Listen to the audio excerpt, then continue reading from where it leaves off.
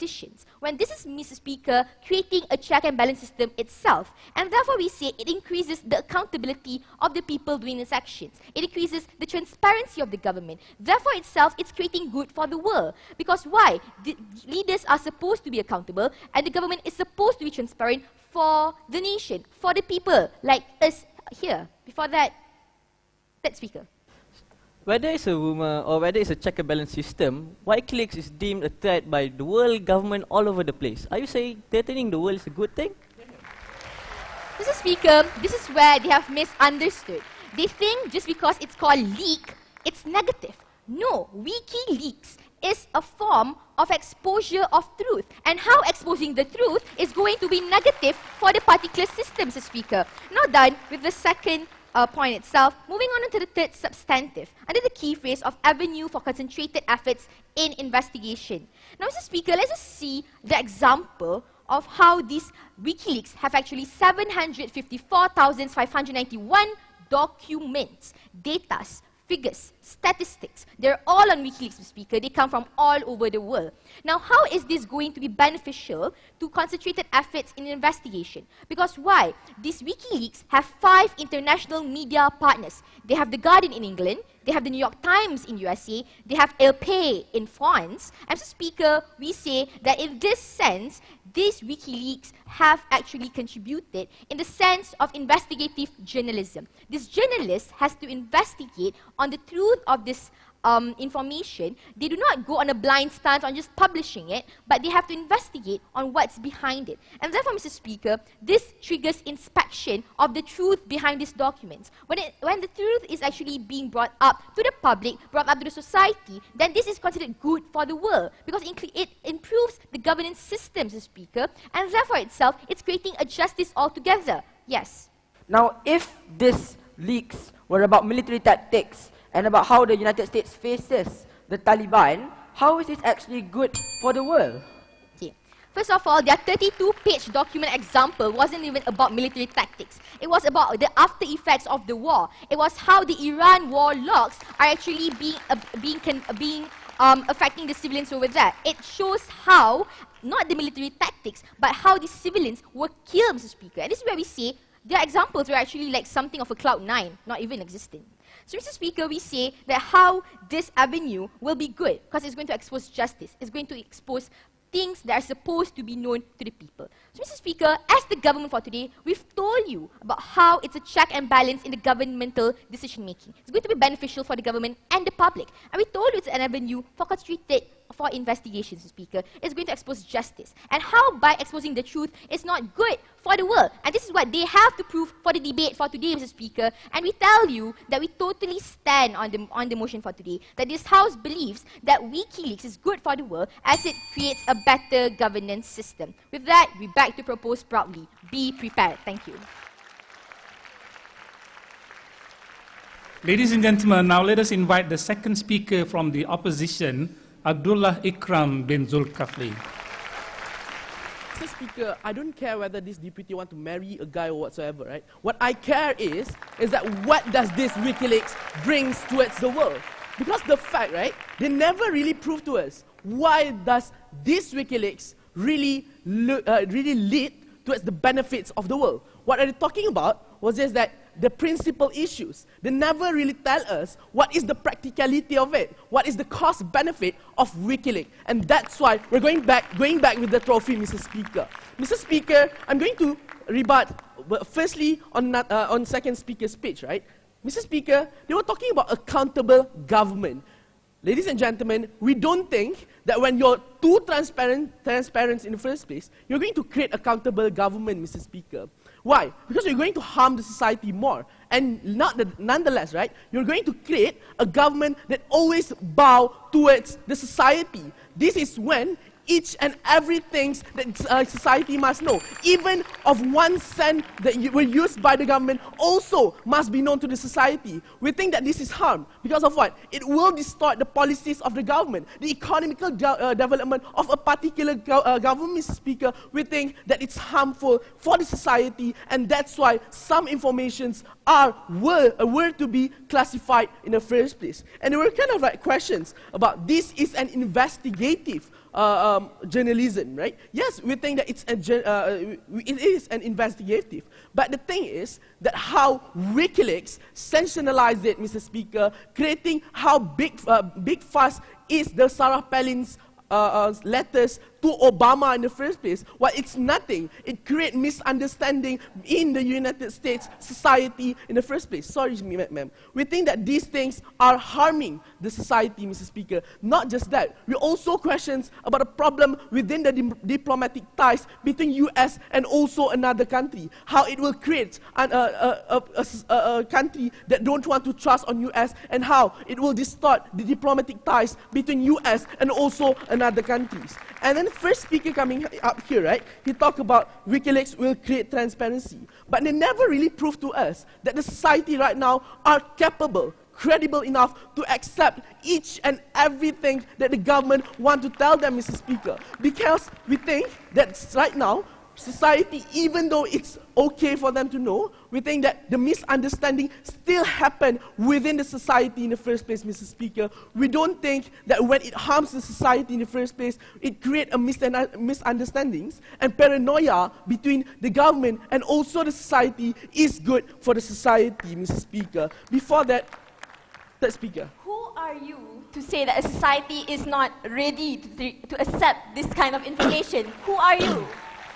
Mr. Speaker, we believe in the principle of governments, right? When you elect me as the government, I have the total right on towards you, Mr. Speaker, and that's what we uphold in this motion. Mr. Speaker, we believe that their cases never, ever gonna stand because the fact they never really tell us why is it it's bring benefit towards the society of the world, Mr. Speaker, especially the society that want to actually, that always misunderstood fact that were given by the government. Sorry, ma'am. Mr. Speaker, let's just go on to my first contentions, right? How it will, in somehow, undermine the diplomatic ties between a country. Mr. Speaker, diplomats say bad things about Saudi Arabia's kings, right, in US, Mr. Speaker. We think that they say that it's too idealistic. It's just a slip out of tongue from these diplomats, Mr. Speaker. But what does this WikiLeaks do? They kind of like create a big fuss, sensationalize it, making it how it is big, Mr. Speaker. And what happened between it is that there's Cold War between US itself and also Egypt. So what does this, the importance of this thing not to happen, right? First of all, we think that the diplomatic ties have two reasons. First of all, about the propagating the idea of human right. Secondly, we also think it's also about the regional stability in the first place, Mr. Speaker. So let's go on to the propagating of the idea of human, right? What happened in Saudi was that the diplomats started to make accidental remarks towards the government of Saudi, Mr. Speaker. It's just a minor situation. But the nature of this WikiLeaks is that they sensationalize it, Mr. Speaker. When you make big fuss of such stuff, you will create a rupture between a government ties, Mr. Speaker, and when rupture occurs, the propagations of democracy and upholding human rights that US trying to give Saudi in the first place will be distorted, Mr. Speaker. We think in the idea of liberalism and democracy, whereby we want the whole world to know what is democracy and uphold democracy, Mr. Speaker. This thing is not good for the world, Mr. Speaker. We don't think that we want Saudi Arabia to keep harming the human right in the first place. So let us go on to the regional stability in the first place, right? Mr. Speaker, we think that regional stability needs trust between countries in the first place, Mr. Speaker. So what happened, right? When you talk back about something, although it's accidentally, this WikiLeaks will leak these informations to the society. This will create not trusting another particular government, Mr. Speaker. So when this happens, right, it will create cold wars between you and also another country. So when this happens, Mr. Speaker, we believe that this Cold War also, in kind of way, distort the idea of trading between you and another country, Mr. Speaker, how it will harm your economy. When it harms the economy, right, this is when the society take the harms, Mr. Speaker, and this is when we don't think that it's good for the world in the first place. So let's go on to my second contentions, right, how it hampers the journalism credibility in the first place. Mr. Speaker, we don't think that journalism in the first place is to actually sensationalize everything out to the world, Mr. Speaker. We think that they should actually only give and tell whatever it is and should be, Mr. Speaker. The fact that WikiLeaks always tell like sensationalized things, Mr. Speaker, make a big fuss of a small matter. This is when the journalistic entity in somehow, Mr. Speaker, will spread and create a trend. They also want to be a sensationalized tabloid or whatnot, right? And this is when, Mr. Speaker, that everybody want to make big fuss of everything. And we think, Mr. Speaker, when this happened, right, such as New York Times, creating big deals about the Sarah Palin emails to Obama in the first place, Mr. Speaker, it destroys the informed choice of the people in the first place, Mr. Speaker. And we believe that informed choice is very important for you to actually know your government and whatnot, to choose your government, Mr. Speaker. Why is it's kind of distort the informed choice in the first place, right? Because everything was sensationalized, Mr. Speaker. Everything was told like very things that doesn't need to be there in the first place, Mr. Speaker. So we think in the idea of sensationalism, Mr. Speaker, we don't think that it's a journalism in the first place. We think that a journalist or a journalist entity should only be a journalistic entity in the first place. So what I've talked to you about, first, I've talked to you about two things. On how it will the propagating idea of humor wouldn't be there because of the rupture of diplomatic ties within a lot of countries. Second, I've told you that regional stability wouldn't be there because there's no more trust that happen between countries. And I've told you how it will hamper the journalism in the first place. And Mr. Speaker, we beg to oppose. Thank you. Ladies and gentlemen, now for the third minister, whose duty is to shake the very foundation of the opposition case line, let us call forth Dahlia Munchar Elias. Welcome her. Did you know that today is Stephen King's birthday?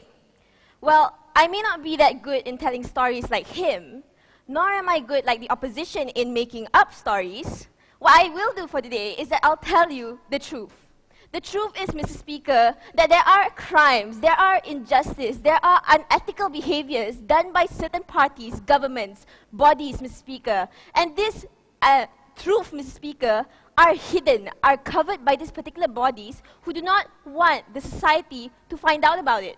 So, Mr. Speaker, WikiLeaks is actually uncovering the truth. WikiLeaks is telling the society what is happening. So, Mr. Speaker, because of that and our 3 points, we believe that WikiLeaks is good for the world as it acts as a catalyst to a better government system. So, Mr. Speaker, my job for today is simple. I'll be rebutting the 3 points given by the opposition side, and I'll tell you why the government side wins today's debate. So let's just look at what we have brought up for today, Mr. Speaker. We've told you on how WikiLeaks is good for the world. As number 1, Mr. Speaker, we've told you on the roles of WikiLeaks. We've explained to you on the check and balance in decision-making. And we've talked about the avenue of concentrated investigation, Mr. Speaker. And we've told you why the society deserves to know their rights of information. I can't possibly understand why they want to question so early tonight. Mr. Speaker, let's just look at the case of the opposition. I'll be rebutting the 3 points starting from the 3rd, 2nd, and 1st. Now, the 3rd point presented by Abdullah Ikram was on hampering journalism credibility. Mr. Speaker, he says that it destroys informed choice. He says that WikiLeaks does not allow society to choose their government, and how WikiLeaks is sensationalizing information. So let's look at the issue of sensationalizing information. Mr. Speaker, WikiLeaks is just revealing documents. WikiLeaks does not beg for people to look at it. WikiLeaks does not sensationalize these documents, Mr. Speaker. The ones who sensationalize these documents are the society, the readers. And the fact that these particular documents are being sensationalized shows that this issue has to be highlighted. The issue, that this issue is an actual problem. Now, yes, Bob. It already proved that people still do not know the gravity of that particular sources. Now, Mr. Speaker, this point actually makes me want to laugh. Why? Because he's saying that people like you and me, we can't think for ourselves. We can't think whether or not these issues are true. How come, Mr. Speaker, that we are not rational enough to decide on these issues, but we're rational enough to elect our government? We're suddenly rational enough to do other things, to drive and all this stuff, Mr. Speaker. But we cannot know what the government is doing? That's not fair to us, is it? Denied. And they're talking on the issue of how they want journalists to be the ones sensationalizing this information. Now, Mr. Speaker, we question, what's the difference between investigative journalism and WikiLeaks, Mr. Speaker? How come you believe what journalists say when they too hide their sources, they too do not tell where they get their information? And in fact, Mr. Speaker, WikiLeaks' difference from investigative, journalism is the fact that WikiLeaks only publishes documents. Investigative journalism publishes their personal opinions. And journalism, Mr. Speaker, are usually based on a particular body that they are reliant upon. Like, Mr. Speaker, New Straits Times, Mr. Speaker, their reliance was the government. You have Times, who are a democratic-based magazine, Mr. Speaker. Now, yes, but Even if this is investigative journalism, what will the society do even if they can get this information? What can they do? Sir, the issue today is not what the society does after knowing this information. It's the fact that they want to know it and they deserve to know it. And why is it the opposition does not want to let the society know? They have not explained to us what harms will it cause the society, apart from the fact that the society might go irrational. They might suddenly go and rebel against the government, which is quite funny to me, Denied. So let's move on to the second issue, on how it harms diplomatic ties. He was babbling on and on how, when, Mr. Speaker, when a certain country gives accidental remarks, this will actually cause problems between US and another government. So, Mr. Speaker, we see that why is it nations are unable to trust another nations? Because there are secrets. Because nations don't tell other nations what they want to do or what they have done. But with WikiLeaks, Mr. Speaker, when these hiddenness are actually uncovered, when these issues are transparent, Mr. Speaker, wouldn't nations be actually able to trust other nations, Mr. Speaker? When everyone is equally transparent, when there are no secrets, no skeletons in the closets, right? So that's actually quite hilarious. So let's move on to the final issue, which is on national security. National security, it sounds very nice, actually. He was saying on how, number one, missions will be jeopardized. I have several responses to this. Mr. Speaker, honestly, I wonder if they've ever opened WikiLeaks at all. WikiLeaks does not uncover blueprints of buildings. WikiLeaks does not tell you what you plan to do in a war. There is no war planning inside WikiLeaks. WikiLeaks are reports. WikiLeaks are videos of what has happened. Now, yes, first. If you concede, and you told us in your very speech that people doesn't need to take action and people cannot take action, then what good is your case actually bringing? Sir, clap. Isn't it good if the society know what the government is doing? How can a society be part of a nation? How can a society be a civilian if you don't even know what your nation is doing? This is how the society actually deserves to know. They pay the taxes, they elect their government, but yet, Mr. Speaker, they don't know what their government does. I pay high, Mr. Speaker, but I don't know where does this money go to. Now, WikiLeaks is telling me that the money might be going to another channel because of corruption, maybe, because they're actually planning a war program. The society needs to know this information. We pay for them, we elect them, we support them. We're the reasons why they're actually here, and we don't know what they're doing. How's that fair? So let's move on to the next issue on how you will tarnish the image of the military, the image of the soldiers, Mr. Speaker. We've already explained to you on how this image is already bad, Mr. Speaker. Nobody actually likes the army. People already think that the army are brutal, the army are cruel. But WikiLeaks providing facts, providing reports, Mr. Speaker, are actually telling us whether or not the rumors are true or whether or not the rumors are false. And we've also known that WikiLeaks also tells you whether or not how many terrorists you've killed, Mr. Speaker. So wouldn't these people become heroes in the eyes of people who actually support this acts, Mr. Speaker? So to have WikiLeaks allows the society to decide whether or not these people should become hero or should not become hero. If they have committed crimes against humanity, if they have tortured civilians, do they deserve to become hero in the eyes of the society? We don't think so. And if the House doesn't think so, Mr. Speaker, we believe that the world will become a just world. So look at what I've explained in my speech, Mr. Speaker. I've rebutted all 3 points. So without the first point, which flew out of the window, the second point, which jumped off a cliff, and the third point, which sank into the sea, how can they stand? They do not. With that, Mr. Speaker, we beg to propose on the grounds that WikiLeaks is good for the world as it acts as a catalyst to a better government system. With that, be warned.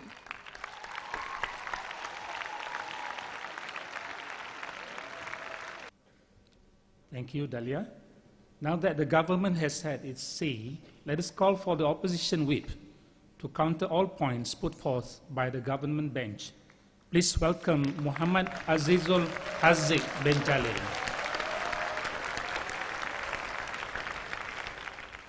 My father has once said that if we were to leave a leaking pipe leaking forever, it will damage the household. If we were to let WikiLeaks to leak out information, it would be bad for the world, because secrets that were not meant for the society will be known, and this will create damage towards the government, this will create damage towards the world, and that is why WikiLeaks is bad for the world. But before that, Assalamualaikum to everyone. Today I, as the third speaker, am going to rebut on the government side, and it seems to me it's pretty easy to do so. Because starting from their stand, this is my rebuttals on their stand. Their stand was that we believe that WikiLeaks is good for the world because it's a catalyst for a better government. I ask of you this, my dear government. If you were to leak out information on your own, since you want a government's transparency, better governance, what will the society do? Will the society trust you even more? Or will the society distrust you?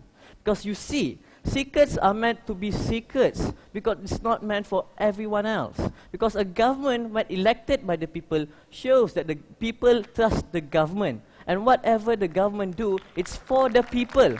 So if the government were to keep the secrets on their own, it's the responsibility of the government to make sure that the society live in a peaceful way and not letting them know the bad things that the government done is that. Yes, third speaker. The government's responsibility towards the society, isn't that responsibility also count towards the society's right to know?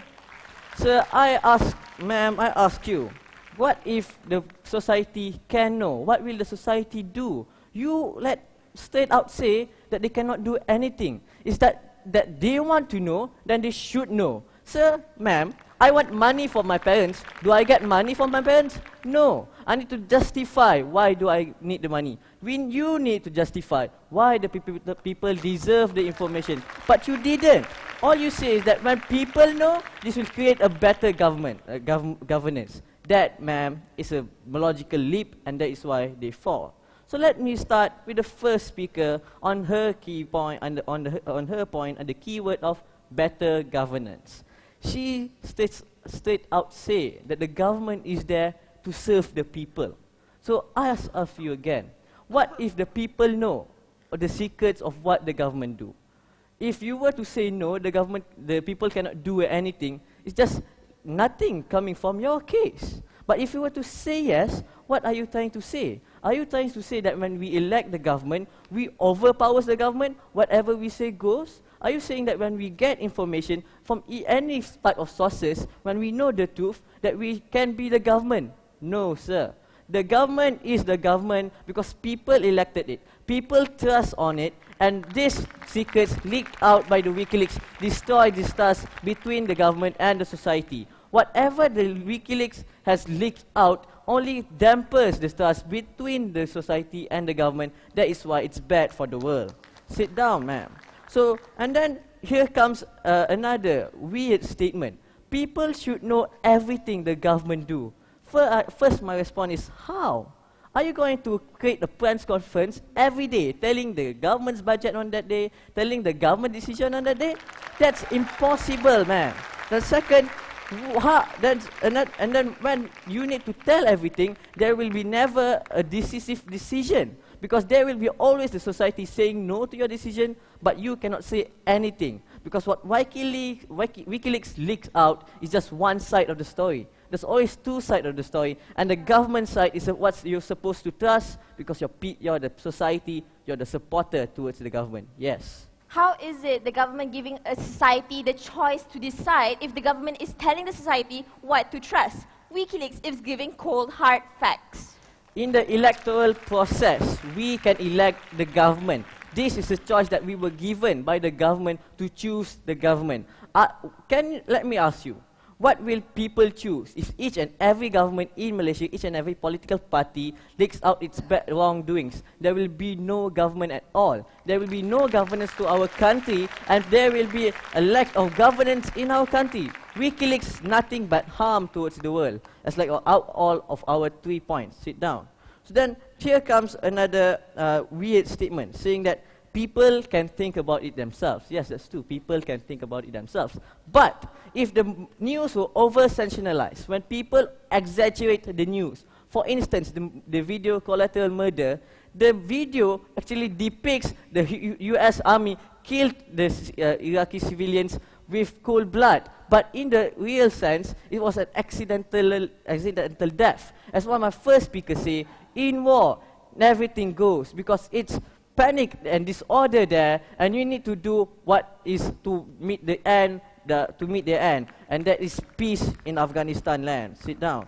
And then here comes another statement from her saying that if you don't give this, information towards the people, it will harm the people because there will be no trust between the society and the government. I ask you, really? How can the people elect a government if they do not know anything about the government? Should you know every secret about your friends? I ask you, no, because what stays private stays private. And then here comes this very big issue. Sit down under the saying that people in the Afghanistan where they harm civilians is bad. Sit down. Here's another statement for me. When there's war in Afghanistan land, when there's a drastic situation, you always need a drastic decision. That means if you were to pull the trigger, you need to aim to the bad guy, even if there's a civilian behind him. What you need to do is destroy this enemy and to get peace. And that is what the government knows. But why WikiLeaks leaks out is that this army are just killing people cold-blooded without no knowledge. Sir, there's an order in the military system where what you do is justified by the government. When WikiLeaks is there, each and every soldier in the Afghanistan land will have doubts on what he is shooting, on what he's supposed to do. And in the end, they will die. Sit down. So going on to the second speaker under the keyword of check and balance. I ask you, what kind of check and balance are you saying? There's always the society to determine what the government is doing. The society itself is a check and balance. But then again, if you were to leak out information by the WikiLeaks, there will always be distrust among society towards the government. Why? Because before this, when you elected the government, there was no secret at all. You were in an ignorant bliss. But when WikiLeaks leak out secret information, you will distrust your society, even though you yourself know that the government is you elected your own government. And that is why when WikiLeaks leak out information, there will be distrust among the society and the government, because the society will always think, what is the government going to do? So today, we the opposition, have bring you 3 points. First point under the keyword of national security. How WikiLeaks will disrupt national security is that people will not trust its army. Second point under the keyword of undermines diplomatic ties, where when WikiLeaks leak out secret information, we will destroy the diplomatic ties we are having with other countries, and this will lead to further chaos, and how we're going to diminish the true journalism factor in our country. For that, we love to oppose. Thank you. Ladies and gentlemen, I would like to remind you, this is not a battle of sexes or genders. This is a battle of wits and arguments. Now, each team will be given 3 minutes